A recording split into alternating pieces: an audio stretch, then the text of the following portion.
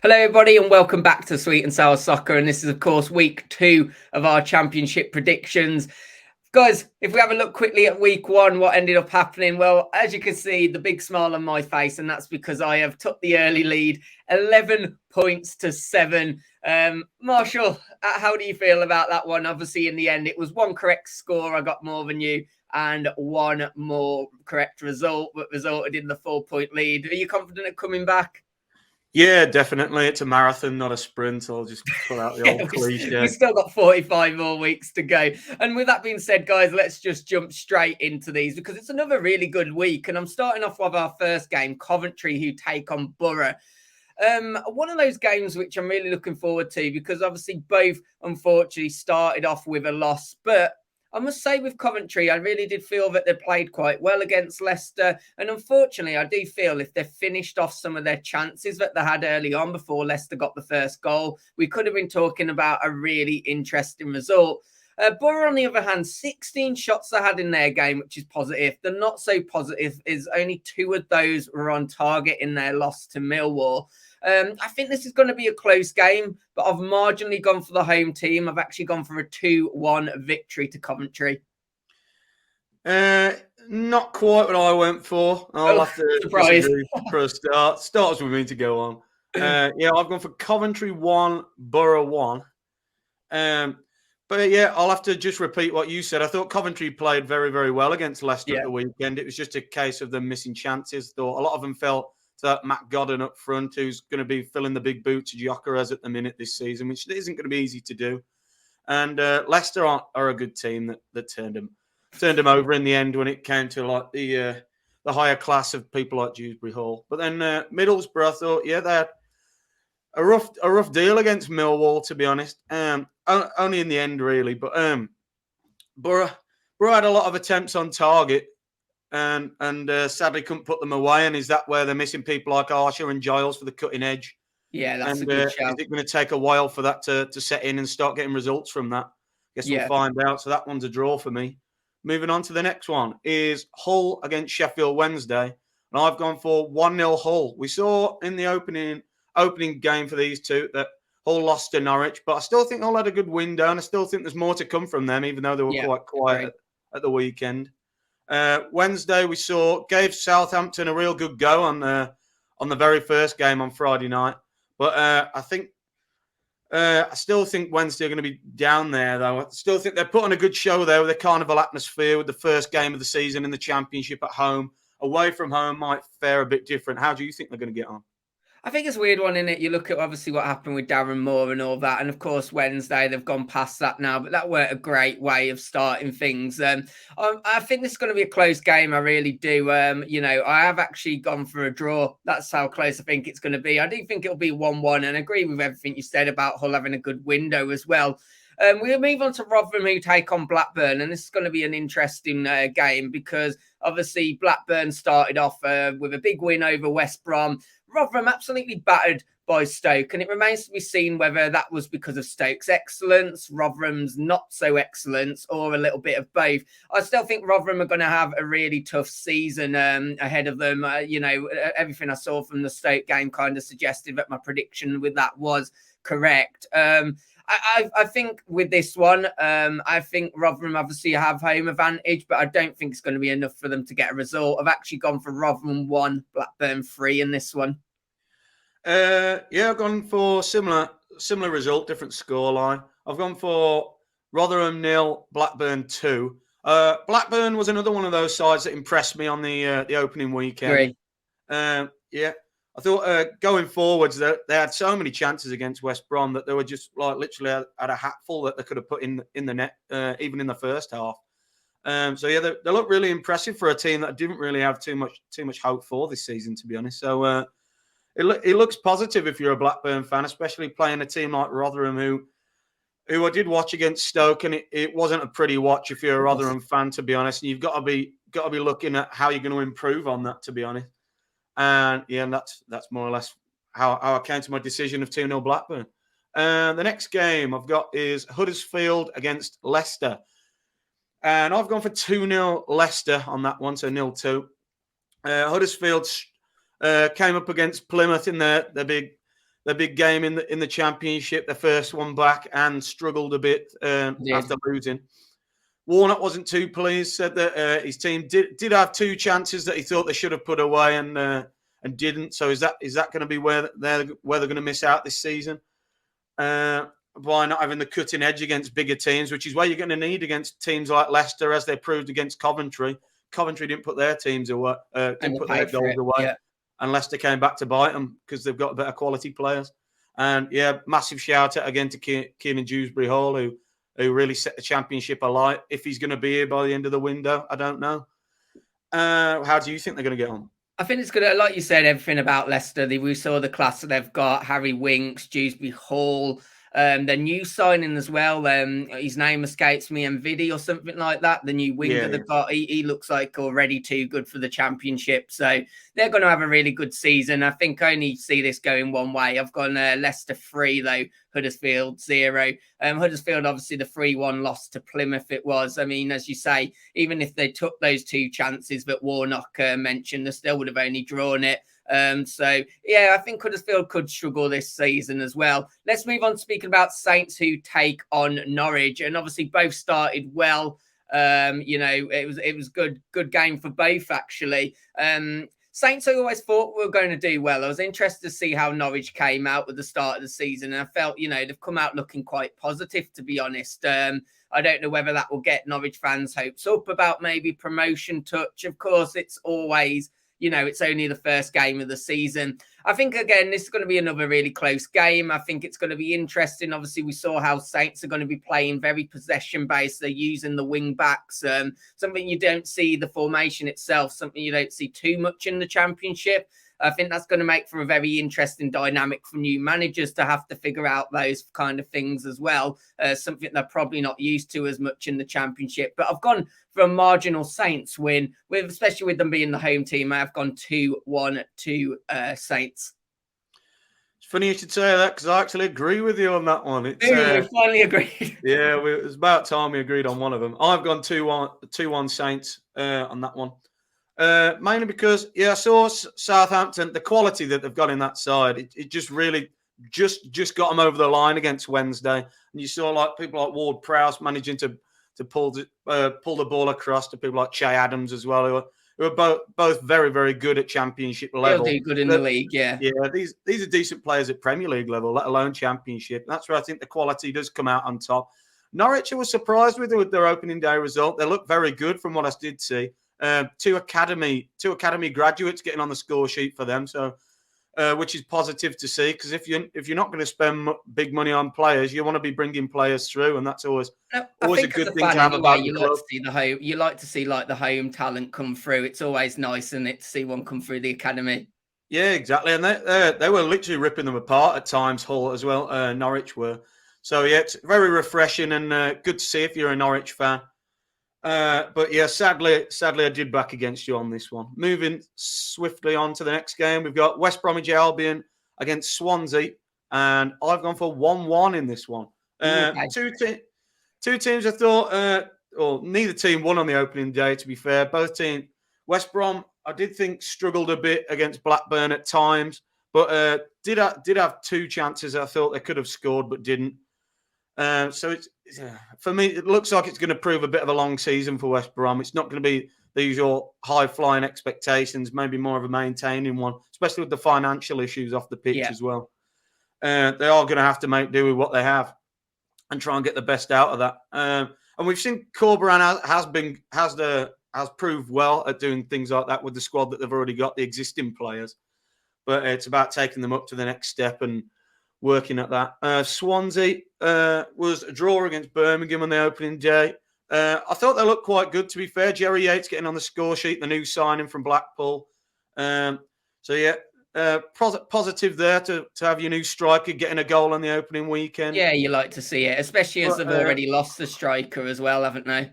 Yeah, so for the fact that you're replacing them in one, and people did have doubts about the price tag over that one as well. But to be repaid straight away on the opening day is always a good start to get off the mark. Yeah, for sure. Yeah.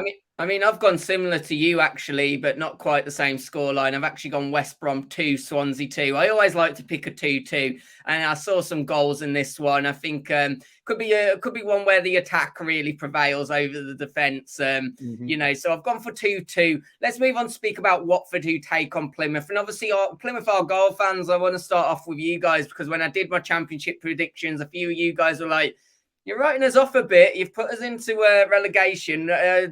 Firstly, pay attention to our home form. Well, after last week, it is duly noted. But I was also impressed with you as well. He managed to get on the score sheet, but Whittaker, obviously very experienced at this level. A signing like that, I think, is going to be a really good one. But they're going to come up against a tough game in Watford. A huge 4-0 win versus QPR.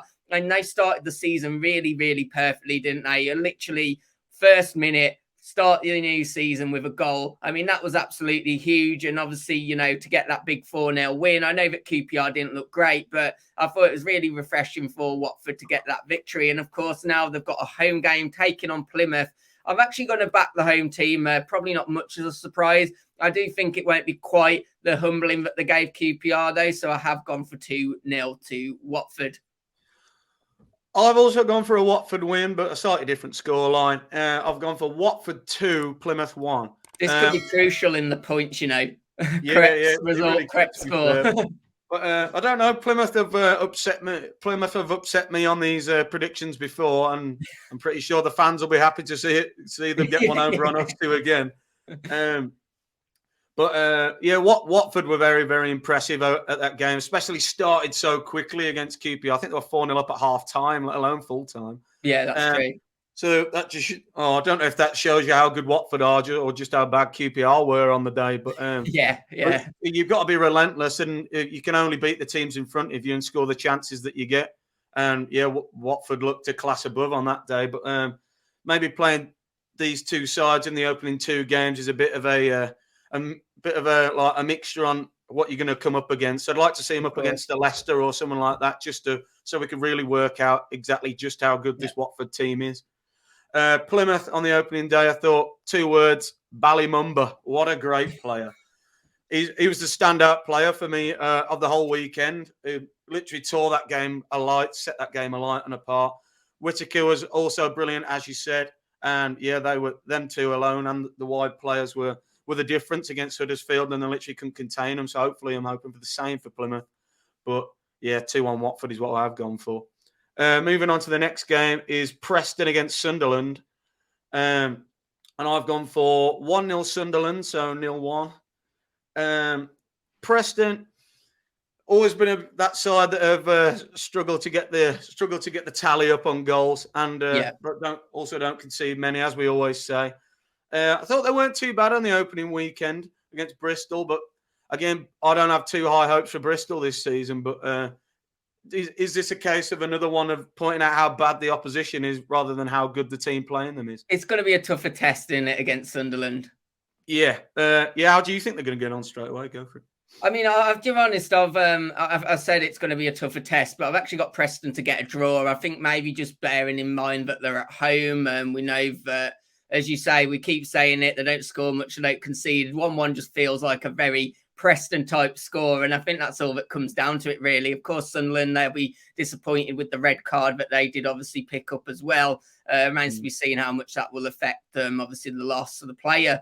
Ipswich, who take on Stoke, and I think this is a really interesting game that a lot of Championship fans will have their eyes on, mainly just because these are two sides that maybe people didn't pick out as doing well, maybe towards when they first come up for Ipswich or at the start of the window. But as it's progressed, everyone's got a bit more excited around Ipswich and Stoke in particular, and expecting both to be kind of outside shouts for that promotion-playoff push. And obviously what we saw from them, I would probably say, it's a fair assumption to come away with that assumption so far. Obviously, great starts to the season.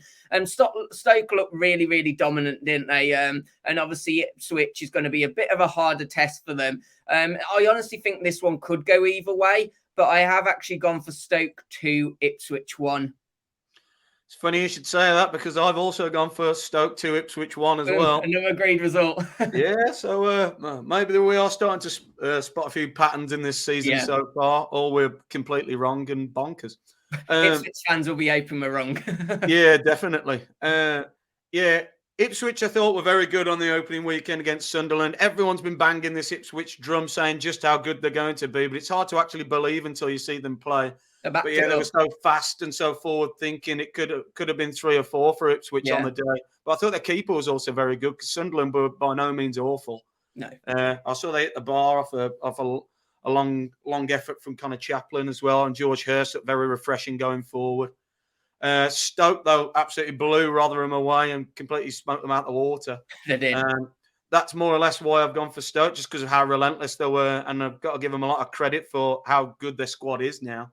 Yeah. We had a lot of doubts just about how good it would actually be, because we've seen this with Stoke before, where they've threw money at it and it hasn't quite worked, but they always have big hopes for Stoke fans, and it never quite materialises. But I kind of feel this year they might finally get that materialisation. Yeah, this is it. It could well be a year, Stoke fans. You've heard it here first. So, yeah, moving on to the next game is Cardiff against QPR. Yeah, not one of my highlighted games for the weekend, I don't think. But I've gone for Cardiff 2, QPR 0. Because Cardiff did impress me against Leeds at times, to be fair. I think for a team that's currently under an embargo that can't spend any money, I thought the squad they put out and the team they put out was very, very impressive, with Carlin Grant and Josh Bowler coming in on loan as well. And Josh Bowler got on the score sheet too. Aaron Ramsey proving his quality at championship level. I think it'll be too much for QPR, who really struggled against a tough Watford side. How do you think they're going to get on? I've kind of almost agreed the exact same. I've actually gone for Cardiff 3, QPR 1. I think it's going to be a long season for QPR. I think we saw that from the first game of the season. And, Cardiff are another one of them, but maybe I should give them a little bit more chance than I originally thought. As you say, they look quite promising, but I have gone for a Cardiff win. I think they'll get the job done, and it's going to be a long, long season for QPR. I mean, the QPR fans will be hoping to at least see a little bit more hope than what they saw in the last game, but I'm giving Cardiff the win. Moving on to a game that might excite some fans, and maybe just because of the tastiness of the fans rather than the actual game itself. True. But we've got Blues who take on Leeds, and I've already been speaking to a Birmingham fan about this in the week, and he himself said it's obviously a bit of a tasty fixture in it. Two quite big clubs, and of course, the battle of the American owners now with Tom Brady coming in at Birmingham. Things seem to get better and better for Birmingham at the moment. And of course, we've seen how the ground's kind of just been left to rot, which is a real shame. Birmingham, one of the biggest cities, really. They used to get some big crowds come in, and just obviously having a stand shut, etc. Can't really follow up on that at the moment anyway. Leeds, they'll probably not be too happy with how the season started, but will probably be happy in, I guess, just the way that they managed to pull things back very late on in their fixture. I think this is going to be a really interesting fixture, though. I've actually gone for a 1-1 draw on this, which is probably a little bit of a shock result. I think people might be favouring Leeds more so, but I've gone for a 1-1 draw. I'm one of those people that have favoured Leeds more so, and I've gone for 2-1 Leeds. No surprise. Yeah. I was close going for a draw on this one, to be fair, but yeah, Leeds just gave me the edge in the end. I thought it was more the fact that they didn't give up the other day. Sometimes it wasn't quite always going their way against Cardiff, and this is a team that's just getting to know each other really in terms of first team football after the comings and goings that Leeds have had, transitioning from the Prem to the Championship. So I think there is better things to come from this Leeds side. Of course, Cooper got stretchered off, and they had to leave it late to get a draw out of that one. But it's one of them. One of them with Leeds. There's always goals involved in a Leeds game. That's one thing for sure. There's never really a dull moment in these fixtures. But yeah, as you said about Birmingham, it was a 1-1 draw on the opening day of the season. Probably not a bad result, to be fair. A lot of new faces in at Birmingham as well. And as you said, 7-time Super Bowl winner Tom Brady comes and walks in to only help the excitement that's currently going on around that club. So, yeah, good time to be a Blues fan, maybe, but not this weekend for me. No. And on to our final game is Millwall against Bristol, and I've gone for 1-0 Millwall. Purely because of how good they were against Middlesbrough and ruthless at shutting them out. And Middlesbrough, one of them teams that are always up and around them.